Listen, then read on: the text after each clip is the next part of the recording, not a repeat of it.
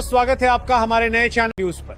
दोस्तों, एक समुद्र जिसने सदियों तक शांति और सभ्यता का प्रतीक माना गया, अब संसार के सबसे खतरनाक संकट के केंद्र में खड़ा है। भूमध्य सागर पर तैनात युद्धपोतों की संख्या, बंद होती व्यापार राहें और बड़े देशों की सीधी टकराहट, ये सिर्फ न्यूज हेडलाइन नहीं बल्कि एक इतिहास रचने वाली घड़ी है। आइए मैं आपको अगले 5 मिनट में बताऊंगा कि कैसे ये संघर्ष पूरी वैश्विक अर्थव्यवस्था, छोटे देशों की सुरक्षा और भारत की वैश्विक भूमिका को हमेशा हमेशा के लिए बदल सकता है। लेकिन आगे बढ़ने से पहले अगर आपको ऐसी असली और तेज खबरें पसंद हैं तो इस वीडियो को लाइक जरूर करें, 12 चैनल को सब्सक्राइब करें और एक छोटी सी रिक्वेस्ट, आप में से बहुत से लोग वीडियो को पूरा नहीं देखते। दोस्तों, कृपया वीडियो को अंत तक देखा करें, साथ ही कमेंट में बताइए कि आप ये वीडियो कहां से देख रहे हैं और अपना नाम और शहर जरूर लिखें ताकि हमें पता चल सके कि हमारा संदेश भारत के किन किन कोनों तक पहुंच रहा है। अब चलिए दोस्तों,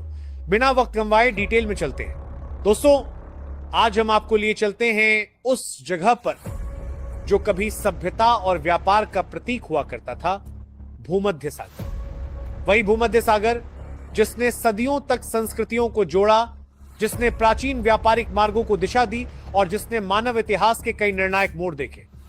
लेकिन आज वही समुद्र पूरी दुनिया के लिए चिंता का सबसे बड़ा केंद्र बन चुका है। उसकी नीली लहरों पर अब शांति की जगह तनाव की लहरें उठ रही हैं। चमकते सूरज की रोशनी में झिलमिलाती सतह अब युद्धपोतों, ड्रोन और पनडुब्बियों की भयावह छाया में डूब चुकी है। दुनिया ने शायद ही कभी ऐसा दृश्य देखा हो जब एक में अब भारत खड़ा है, एक ऐसा भारत जो अब न तो सिर्फ एक दर्शक है। आदमी ने अपनी बीवी के मुंह में एक लोहे का हिस्सा डाला, फिर उसने एक लंबा पाइप उसके मुंह में अंदर तक।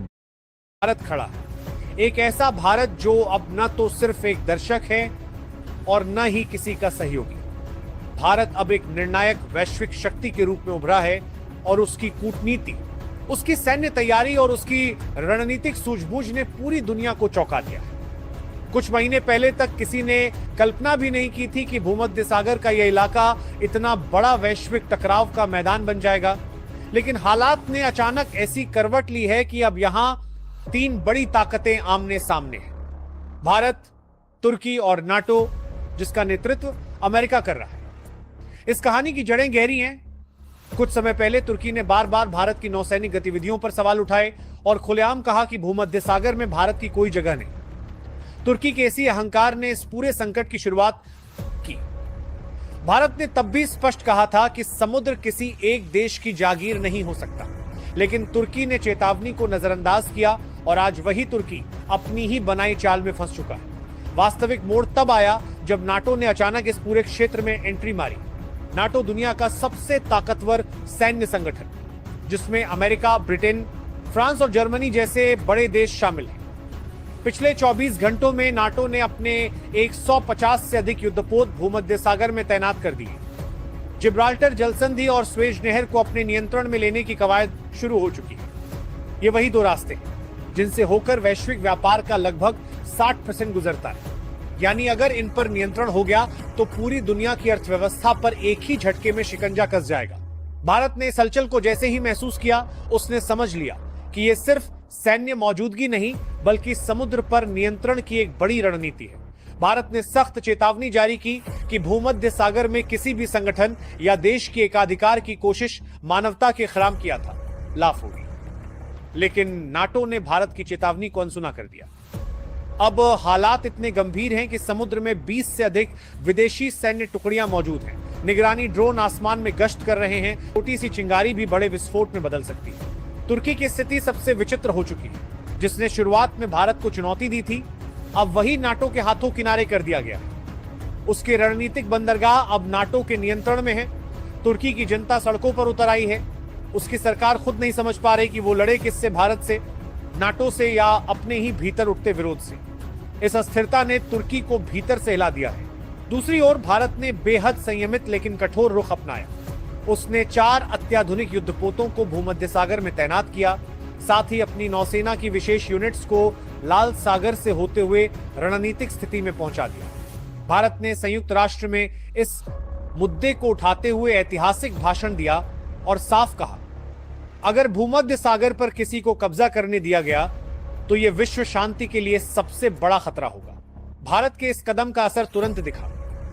रूस, इजराइल, जापान, ऑस्ट्रेलिया और यहां तक कि चीन ने भी भारत का समर्थन किया।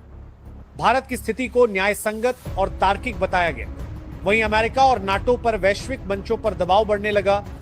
यूरोप के भीतर भी मतभेद उभर आए। फ्रांस और जर्मनी जैसे देश अमेरिका की आक्रामक नीति से असहज हैं, क्योंकि वे जानते हैं कि अगर यह इलाका युद्ध में बदल गया तो यूरोप की अर्थव्यवस्था धाराशायी हो जाएगी। भारत की रणनीति केवल युद्धपोतों तक सीमित नहीं रही। उसने समुद्री निगरानी, साइबर सुरक्षा और तटीय देशों के साथ कूटनीतिक गठजोड़ को अपनी रणनीति का हिस्सा बनाया।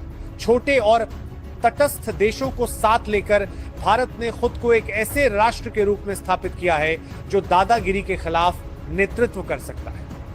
यही कारण है कि अब नाटो की रणनीति दबाव में आ चुकी है। आर्थिक मोर्चे पर भी भारत ने एक जबरदस्त दांव खेला है। जिब्राल्टर और स्वेज नहर के रास्तों पर संभावित नाकाबंदी से वैश्विक अर्थव्यवस्था को $2 ट्रिलियन से अधिक के नुकसान का खतरा है। अंतर्राष्ट्रीय आर्थिक संस्थाओं ने चेतावनी जारी कर दी है और भारत ने इस चेतावनी को कूटनीतिक हथियार की तरह इस्तेमाल किया है। अगर वैश्विक व्यापार को बचाना है तो समुद्री मार्ग सभी के लिए खुले रखने होंगे। रूस और चीन भी अब इस खेल में अपने पत्ते खोल चुके हैं। रूस ने पूर्वी भूमध्य सागर में सैन्य अभ्यास शुरू कर दिया है। यह नाटो के लिए एक साफ संदेश है। अगर स्थिति बिगड़ी तो रूस चुप नहीं बैठेगा। चीन ने भी भारत की स्थिति का परोक्ष रूप से समर्थन करते हुए अंतरराष्ट्रीय जलमार्गों की आजादी की बात दोहराई है। इसका सीधा मतलब है कि अमेरिका और नाटो अब उतने अकेले नहीं हैं जितना वे खुद को समझते थे। भारत की सेना भी अब खुलकर मैदान में उतर चुकी है। एक प्रेस कॉन्फ्रेंस में भारत के सैन्य प्रमुखों ने कहा, अगर भारतीय युद्धपोतों या हमारे हितों को कोई चुनौती दी गई तो उसका जवाब अकल्पनीय तीव्रता के साथ दिया जाएगा। यह बयान भारत के पुराने रक्षात्मक रवैये से बिल्कुल अलग है। ये एक नए भारत की छवि है जो न सिर्फ अपने देश की रक्षा कर सकता है बल्कि हजारों किलोमीटर दूर जाकर भी अपने हितों की सुरक्षा के लिए तैयार है। तुर्की की आंतरिक राजनीति भी अब विस्फोटक मोड़ पर पहुंच चुकी है। राष्ट्रपति के खिलाफ प्रदर्शन बढ़ रहे हैं। नौसेना प्रमुखों ने सरकार को चेताया है कि वे 2 मोर्चों पर युद्ध नहीं लड़ सकते।